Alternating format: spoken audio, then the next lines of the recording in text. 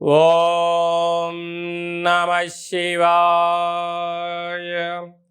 ఓం నమో నారాయణాయ. కర్మ నివారణ నరదృష్టి నివారణ కాళభైరవాయ నమో నమః. ఓం కాళకాలాయ విద్మహే కాళాతీతాయ ధీమహి తన్నో నరదృష్టి నివారణ కాళభైరవ ప్రచోదయాత్. హరి ఓం.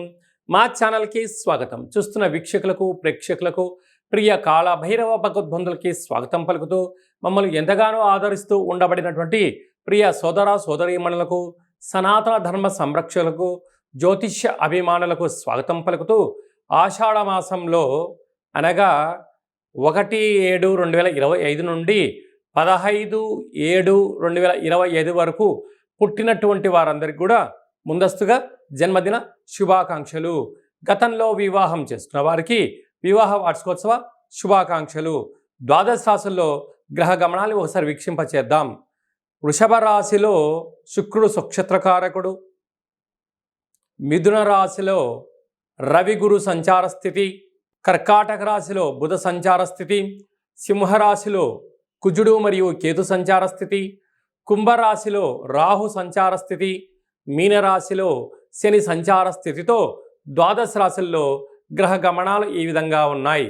ఆషాఢ మాసం మనం అనగానే తెలంగాణ యావత్ ప్రపంచమంతనూ కూడా అమ్మవారిని స్మరించడం, ధ్యానించడం, బోనం కార్యక్రమాలు చేస్తూ ఉంటాం.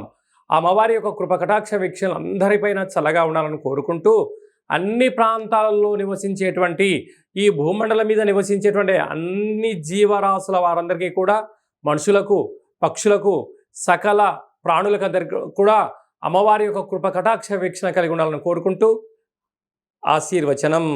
కన్యరాశి వారు ఈ ఆషాఢ మాసంలో గ్రామ దేవతల యొక్క ఆశీస్సులు, కులదేవతల యొక్క ఆశీస్సులు ఎలా పొందాలో ఈ వీడియోలో సవివరంగా సంపూర్ణంగా తెలుసుకుందాం.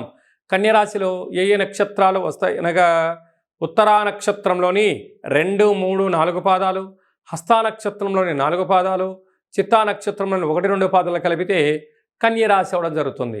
రాశాధిపతి బుధ భగవానుడు. వీరికి 6వ స్థానంలో రాహు సంచారం చేయడం వలన రుణ సమస్యలు, రోగ సమస్యలు, శత్రు సమస్యలు పొంచి ఉన్నాయి. అప్పులు ఇవ్వద్దు, అప్పులు తెచ్చుకోవద్దు. సమీప బంధువులతో, మిత్రులతో, సహా ఉద్యోగస్తులతో, పై అధికారులతో, కింది స్థాయి ఉద్యోగస్తులతో ప్రేమతత్వంతో ఉండండి. వారు ఏదైనా అన్నా కూడా పెద్దగా మీరు పట్టించుకోవద్దు.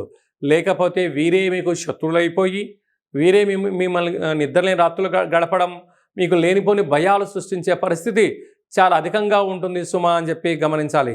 సప్తమంలో శని భగవాను ఉండడం వల్ల ప్రేమికుల మధ్య నమ్మకం, భార్యాభర్తల మధ్య అన్యోన్యత, కొత్త కార్యక్రమం ప్రారంభించేటువంటి కాల సమయంలో ఎన్నో జాగ్రత్తలు అవసరం అని చెప్పి కూడా గుర్తుపెట్టుకోగలగాలి. భాగ్యస్థానంలో శుక్రుడు నక్షత్రకారకుడు అవడం వల్ల భార్య చేత భర్త, భర్త చేత భార్య ఆరాధించబడి, గౌరవించబడి మీరు ఏర్పాటు చేసుకోగలిగినట్లయితే సకల శుభం జయం మీ సొంతమవుతుంది. బంగారు ఆభరణాలు, వస్త్రాలు, షేర్లు, గృహస్థలాలు, ఇంటి స్థలాలు, క్రయ విక్రయాలు మీకు యోగదాయకం అని చెప్పి కూడా గమనించాలి. రాజ్యస్థానంలో ఆత్మకారకుడు రవి, వృత్తి ఉద్యోగ విదేశాన కారకుడు దేవగురు బృహస్పతి ఉండడం వలన విదేశాలకు వెళ్ళాలని మీ కోరిక మంచిదే, కానీ కొన్ని పరిసర ప్రభావం చేత అనుకూలించకపోవచ్చు. కనుక అక్కడి వాతావరణము ఆర్థిక స్థితిగతులు చూసుకొని మీరు ప్రయాణం చేయగలిగినట్లయితే అంతా మంచే కలుగుతుందని చెప్పి కూడా మీరు గమనించాలి. ఏకాదశ స్థానంలో బుధ భగవాను ఉండడం వలన మీ బుద్ధిబలం చేత మీ రాశాధిపతి బుధుడు ఏకాదశంలో ఉండడం వలన మీ యొక్క పెట్టుబడులు, కార్యక్రమాలు, ఆచరణ వ్యవహారాలు మీ మనస్సుకు నచ్చటం మీరు చేయండి. అన్నింటా విజయం మీ సొంతం అవుతుంది. వ్యయంలో కుజుడు కేతు భగవానుడు సంచారం చేయడం వలన, కుజదోష ప్రభావం కారణం వలన మీ యొక్క జన్మ నక్షత్రం రోజున పూర్ణిమ, అష్టమి తిథి యందున దూరావాయు జల ప్రయాణాలు పెట్టుకోవద్దు. ఏదైనా కొన్ని కార్యక్రమాలు ఆచరించేటప్పుడు ఆలోచన అవసరం. ఆవేశానికి దూరంగా ఉండండి. సమయం, సందర్భం ఉన్న చోటనే మీరు మౌనంగా ఉండండి. మీరు అధికంగా వాగినా, మాట్లాడినా లేనిపోని సమస్యలు మీకు చుట్టుముట్టి శత్రు ప్రభావాలు, పోలీస్ స్టేషన్లు, కోర్టు మెట్లెక్కే పరిస్థితి చాలా అధికంగా ఉంటుంది. తస్మాత్ జాగ్రత్త. అలాగా స్వయం వృత్తులు, సేవా రంగాలు, వ్యాపార రంగ కార్యక్రమాలు ఆచరింపజేసేవారు, అదే కాకుండా ఆహార ఉత్పత్తులు, బ్యూటిషియన్స్, స్వయం కార్యక్రమాలు, రియల్ ఎస్టేట్ రంగంలో ఉండబడిన వారందరూ కూడా గ్రామ దేవతల్ని స్మరించడం, గృహదేవతల్ని స్మరించడం, ఆకుపచ్చ రంగు కలిగినటువంటి వస్త్రాలని అమ్మవారికి సమర్పించడం, అలాగా గాజులను ఏర్పాటు చేయడం, అలాగనే అనేక మందికి పెసరపప్పుతో కూడుకున్నటువంటి ప్రసాదాన్ని నైవేద్యంగా పెట్టగలిగినట్లయితే రుణ సమస్యలు, రోగ సమస్యలు, శత్రు సమస్యలు తొలగి మీరు అనుకుంటున్న విజయం కన్యరాశి వారి సొంతం కాబోతుందని చెప్పి కూడా గమనించాలి.